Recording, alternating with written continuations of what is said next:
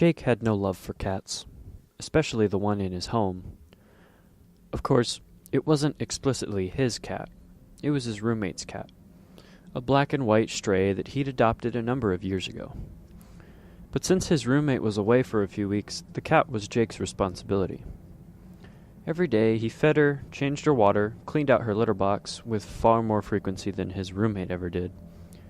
Small additions to his daily routine that didn't actually require a lot of effort.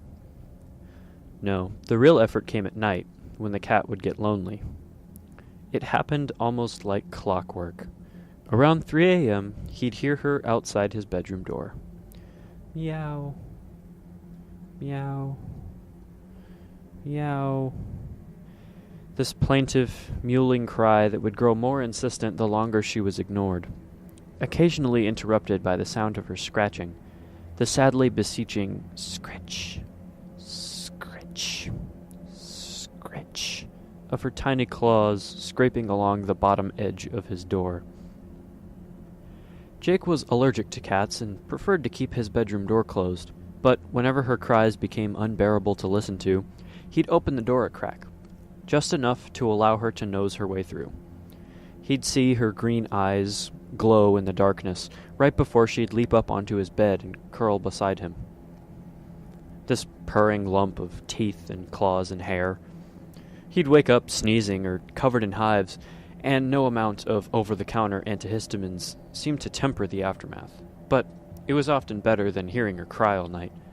And so it went like this, night after night, week after week, until one morning, the cat simply vanished. Jake opened a can of cat food, assuming the sound would serve as her Pavlovian cue to creep out of hiding, but there was no response. Shrugging it off, he changed her water, cleaned out her litter box, and headed off to work. When he returned that evening, there was still no sign of her. Her food and water and litter box remained untouched.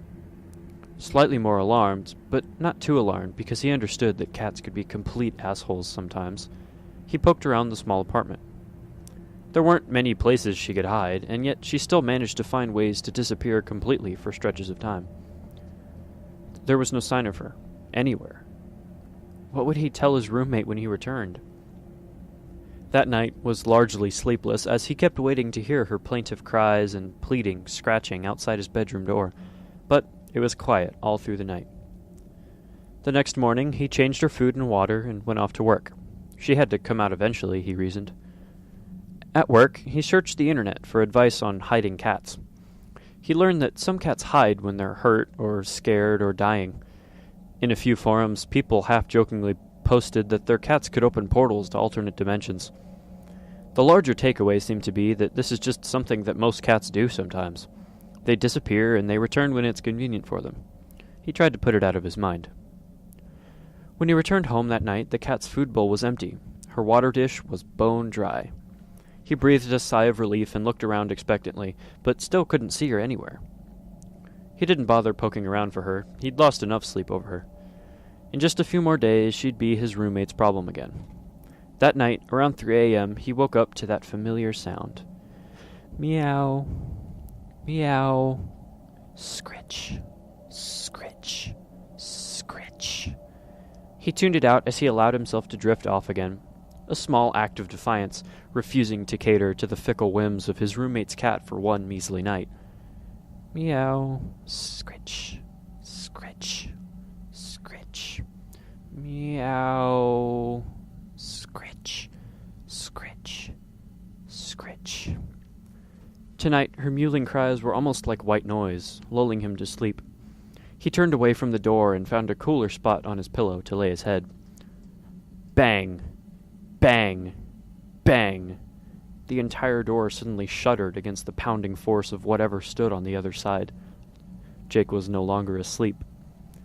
He sat up and stared at his bedroom door.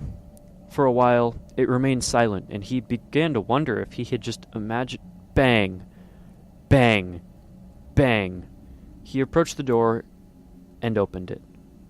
Just a crack.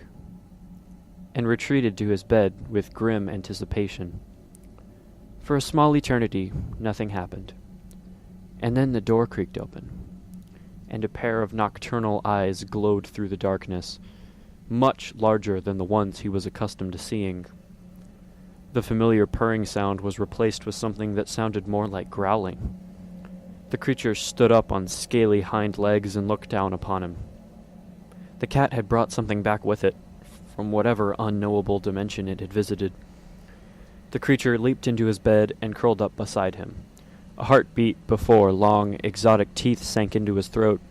Jake imagined it was from hell.